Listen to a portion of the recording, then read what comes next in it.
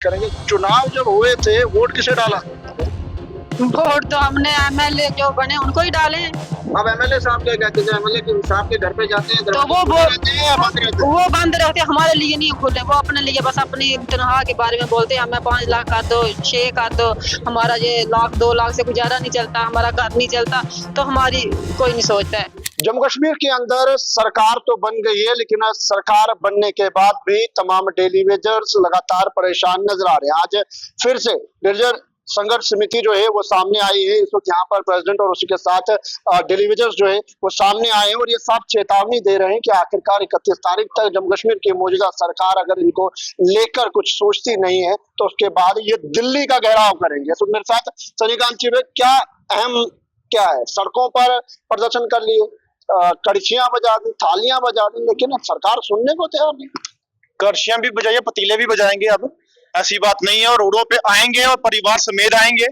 और जो सरकार बड़ी आराम से, बड़ी शिद्दत से बैठी है, बड़े मजे से दफ्तरों के अंदर, ऑफिस के अंदर, कोई बात नहीं। जब दिन हमारा आएगा हम बताएंगे कि दफ्तरों में कैसा बैठा जाता है। और हमारे ये लोग आज अगर प्यार से मांग रहे हैं तो जब आने वाला वक्त आएगा प्यार से नहीं, अब छीन के भी लेंगे।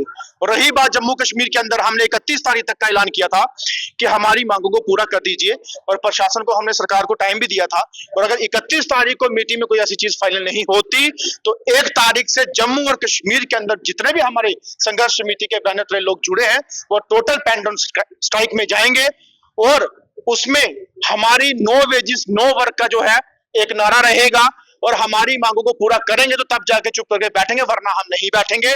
और जम्मू कश्मीर के अंदर सरकार जो बनी है, जिस वादे से, जिस आश्वासन से, जिनके लोगों की वजह से अगर उनके मुद्दे हल नहीं होंगे, उनके विश्वास नहीं जीते जाएंगे, तो सरकार को भी अपने सरकार में बैठने का हक नहीं।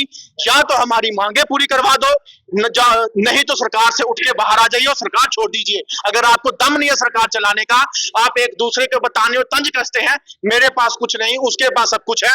सब कुछ जिसके पास है हमें पता है, किसके पास एजुकेशन है, किसके पास रेवेन्यू है, किसके पास हेल्थ है, किसके पास इरिगेशन है, किसके पास पीएचई है और किसके पास आपका जो है R&D है। और मुझे बताइए, अगर आपने काम नहीं करना सीधा हमें बोल दीजिए, फिर हम जाने और आपके जो सरकार है वो जाने या दिल्ली की सरकार जाने। और हमारा 15 अगस्त तक यहाँ पे ऐलान है संघर्ष समिति का कि 15 अगस्त तक हम 15 दिन और रखेंगे काम हड़ताल के बाद। अगर 15 अगस्त तक कोई फैसला नहीं होता, ये तमाम लोग यहाँ से जम्मू और कश्मीर से हर एरिया से जो है गाड़ियां भर भर के जंतर मंतर मूव करेंगे। और सेंटर की सरकार को बताया जाएगा कि यूटी आपने बनाई तो यूटी का अधिकार हमें क्यों नहीं दिया, क्यों भेदभाव रखा, कौन सी सरकार की गलती है और किसने क्या हमारे साथ विश्वासघात किया है। चाहे वो ललकार रैली हो, चाहे वो एमपी की इलेक्शन हो, चाहे वो पीएम की बात हो, बड़े बड़े मंत्रियों की बात हो। जब अब एमएलए की इलेक्शन थी तो कोई दिल्ली से मंत्री नहीं बचा जो यहाँ नहीं आया। लेकिन आज कहाँ है वो मंत्री? आज क्यों नहीं हमारी बात करते? आज क्यों हमारी चुनी हुई सरकार हमारे हक के लिए बात नहीं करती? अगर कहती है कि हमारे पास कुछ पावर नहीं है तो एक काम करिए, सरकार छोड़ के अपने घरों में बैठिए। सबसे बड़ी पावर आपकी घर है तो वही बैठिए, लेकिन हमें लोगों को जो है धोखा ना दीजिए। और आप लोग अगर कुछ नहीं कर सकते, कम से कम हमारा साथ दीजिए, जनता पब्लिक का साथ दीजिए।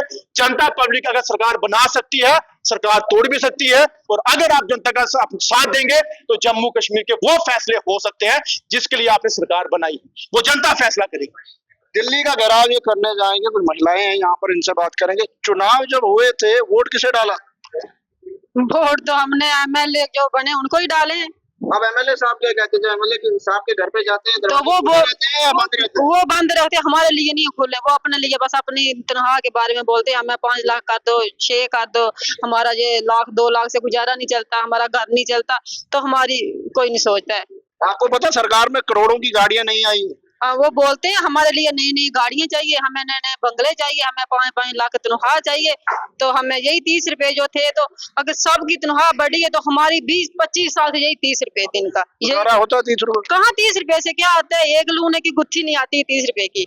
सिलेंडर कितने का है? सिलेंडर 1000-1200 का, 1000 जो तनख्वाह मिल रही है उससे सिलेंडर ही भर पाए। तो 30 रुपए का कौन सा सिलेंडर आता है? 900 महीना देते हैं, वो भी महीने हमें पैसे नहीं मिलते हैं। साल के बाद कभी 1800 डाल देते हैं, कभी 6 महीने बाद 900 डाल दिया, कभी 200 डाल दिया, बस इतना ही डालते हैं।